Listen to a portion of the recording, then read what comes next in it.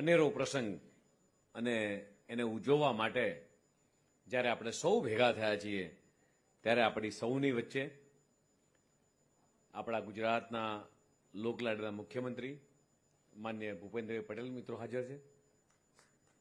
સાથે સાથે સરકારમાં પહેલી વખત એવું બન્યું કે ત્રણ મંત્રીઓ ભારતીય જનતા પાર્ટીએ એના સરકારમાં સામેલ કર્યા છે. પ્રદ્યુમનભાઈ, માનનીય મનીષાબેન, દર્શનાબેન.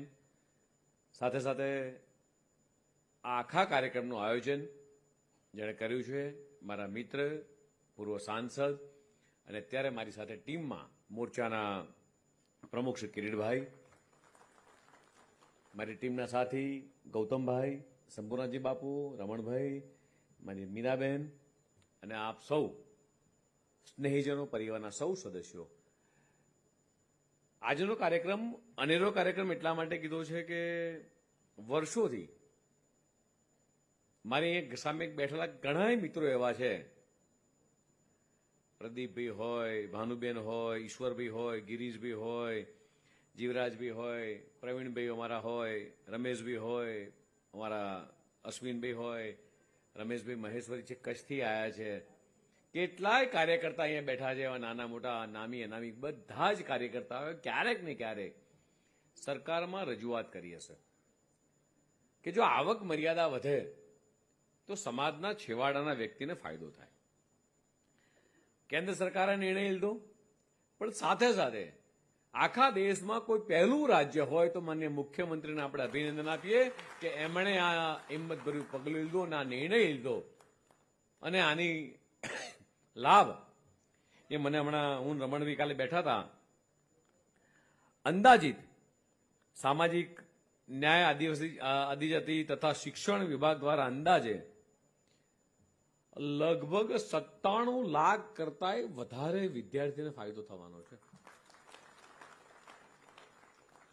કાલે જ્યારે અમારા બંગલે આ કાર્યક્રમની ચર્ચા કરવા માટે બેઠા હતા, બધા મહામંત્રીશ્રી પણ હતા, બધા વિક્રમભાઈથી માંડીને બધા, ત્યારે રમણભાઈ ખૂબ સરસ વાત કરી મને કે એક એક યોજના જો લઈએ તો એટલી બધી યોજના છે કે દીકરો કે દીકરી ડોક્ટર બને કે એન્જિનિયર બને, મેડિકલમાં જાય. પ્રદીપભાઈ કદાચ બોલ્યા હતા અમારે કે મેડિકલની અંદર જાય તો આપણને ખબર નથી કે આપણા અનુસૂચિત સમાજના દીકરા કે દીકરીને એ કેટલી ફી એ સરકાર ભરે છે.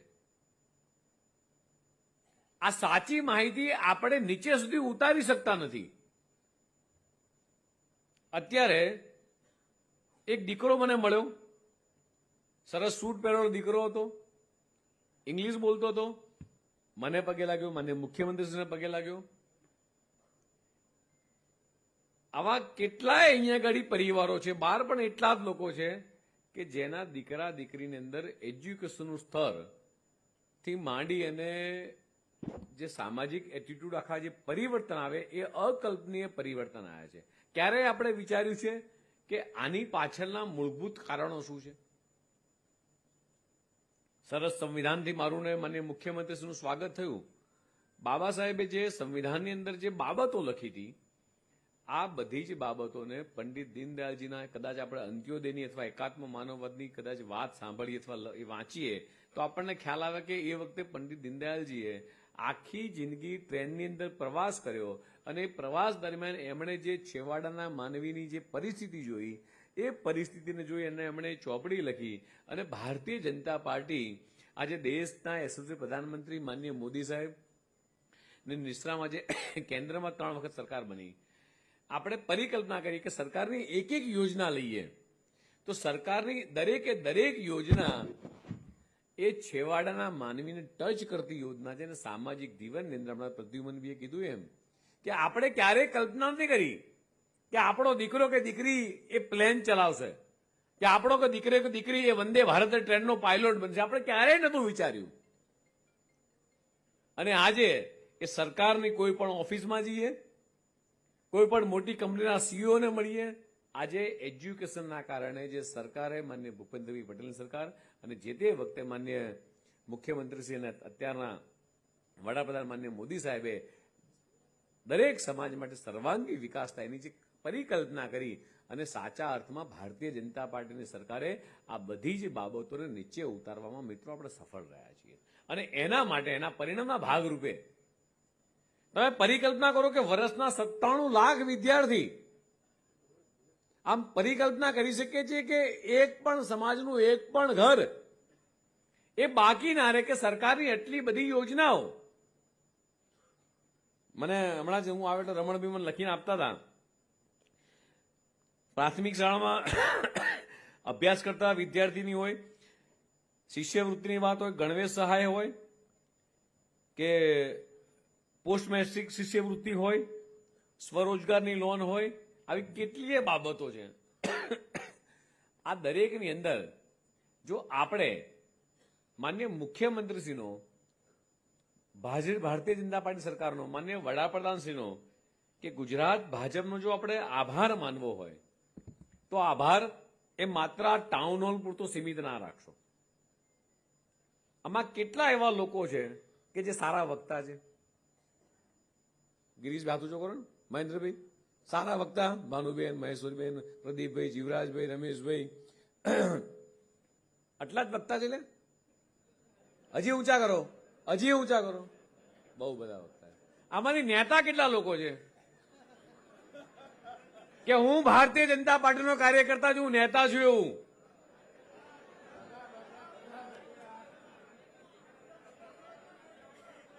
અમારે જસીબેને હાથ ઊંચો કર્યો, સવિતાબેને હાથ ઊંચો કર્યો, બધાએ હાથ ઊંચો કર્યો, મણીબેને હાથ ઊંચો કર્યો. અમારે તો તમારે દરેક લોકોએ આ ટાઉન હોલ પૂરતો કાર્યક્રમ ના રહે અને આ કાર્યક્રમને ગુજરાતના 50,000 જેટલા આપણા પોલિટિકલ બૂથ છે, 580 મંડળ છે. તમને લોકોને લાગે છે કે આ વાતથી આ આજના આવક મર્યાદા વધારવાના કાર્યક્રમ બદલ આ વાતને આપણે બૂથ સુધી લઈ જવો જોઈએ? હા કે ના? કેટલા લોકો માને છે એવું? કેટલા લોકો? 100% લઈ જવો જોઈએ. આનાથી ફાયદો થવાનો છે, સમાજને ફાયદો થવાનો છે, આપણા દીકરા દીકરીને ફાયદો થવાનો છે. તો પછી તમારે નીચે જઈને કહેવાનું શું એ હું તમને કહું. નીચે જઈને શું કહેવાનું તમને કહું કે જાતિવાદમાં મલાઈ કોણે ખાધી? ચૂંટણી આવે ત્યારે સંવિધાનના નામ પર જૂઠું બોલવાની ફેશન કોણે શરૂ કરી? બાબા સાહેબને ચૂંટણીમાં હરાવવાનું ઘોર પાપ કોણે કર્યું? બાબા સાહેબને ભારત રત્ન એવોર્ડ નહીં આપવા દીધો કોણે? દેશમાં ઇમરજન્સી લગાવી સંવિધાનને ખતમ કરવાની કોશિશ કોણે કરી? બાબા સાહેબ આંબેડકરનું અપમાન વારંવાર કોણે કર્યું? સંવિધાનનું અપમાન કોણે કર્યું? હવે તમારે બીજી વાત કહું કે હજી શું કહેવાનું તમારે? હવે સંવિધાન યાત્રા કોણે કાઢી? સંવિધાન યાત્રા કોણે કાઢી? હાથીની અંબાડી ઉપર સંવિધાન યાત્રા કોણે કાઢી? મોદી સાહેબે. ભારતીય જનતા પાર્ટીની સરકાર, માન્ય મોદી સાહેબે સંવિધાનની આખા દેશભરમાં પહેલી વખત યાત્રા નીકળી હોય તો ગુજરાતની અંદર યાત્રા નીકળી હતી. આ વાત આપણે લોકોને કહેવાની છે. મિત્રો, 1992માં જયારે દિલ્હીમાં બાબા સાહેબ આંબેડકરને યાદ કરવાનો નિર્ણય લેવામાં આવ્યો ત્યારે ચંદ્રશેખરજી આઝાદ હતા, ચંદ્રશેખરજીની સત્તામાં હતા. જનપદ નજીક આંબેડકર આંતરરાષ્ટ્રીય કેન્દ્રની આ દરખાસ્તની કલ્પના કોણે કરી? ભાજપે. 40 વર્ષ સુધી માત્ર વિચાર કાગળ સુધી સીમિત રહ્યો, કોઈ પણ પ્રગતિ જોવા ના મળી. અને જ્યારે દેશના યશસ્વી પ્રધાનમંત્રી માનનીય મોદી સાહેબ 2015માં સત્તામાં આવ્યા, 14માં, ત્યારે એમણે આપણા દરેકે દરેક સમાજના વચનો કોણે પૂરા કર્યા? કિસાન સન્માન નિધિ એ માત્ર ચોક્કસ સમાજના લોકોને જ મળે છે? દરેક સમાજના લોકોને મળે છે? કિસાનોને સાચા અર્થમાં સન્માન કોણે આપ્યું? જે ઘરના ઘર મળે છે એ ગામડામાં મળે કે શહેરમાં મળે, એમાં આમાંથી કેટલા લોકો એવું સ્વીકારે છે કે 50% કરતા વધારે ઘર એ આપણા સમાજના લોકોને મળે છે? હા કે ના? આ સ્વીકારવાની વાત છે કે નહીં? આ ઘર આપે છે કોણ? આ જ વાત નીચે કહેવાની છે. જે તમે મને મુખ્યમંત્રી આ જ વાત નીચે કહેવાની છે.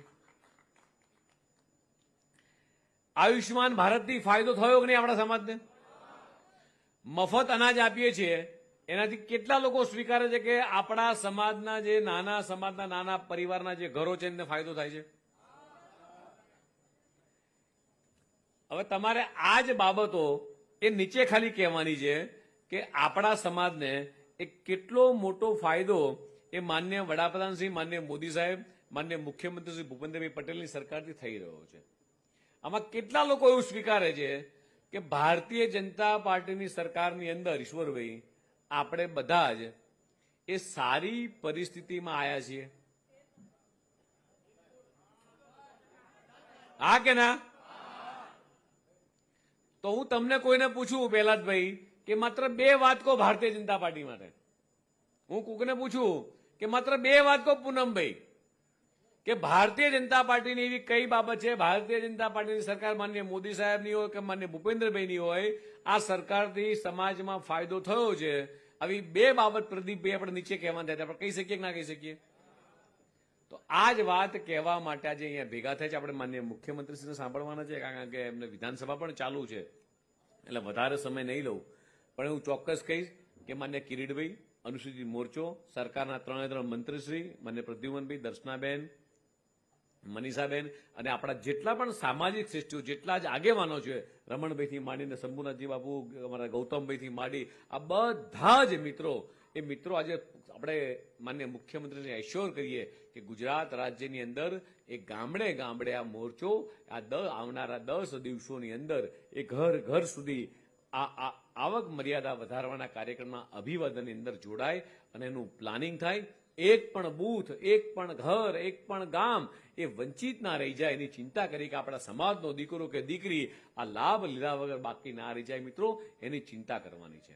અહીંયા જેટલા પણ શ્રેષ્ઠીઓ બેઠા છે, આ વ્યવસ્થામાં જેટલા પણ શ્રેષ્ઠીઓ ગોઠવાયા છે, હું કિરીટભાઈને વિનંતી કરું છું, મારા સરકારના 3 મંત્રી માન્ય મુખ્યમંત્રીને આપણે રજૂઆત કરી છે કે આ 3 મંત્રીને જેવી વિધાનસભા પતે તમે અમારી જોડે 10 દિવસ માટે આપી દો.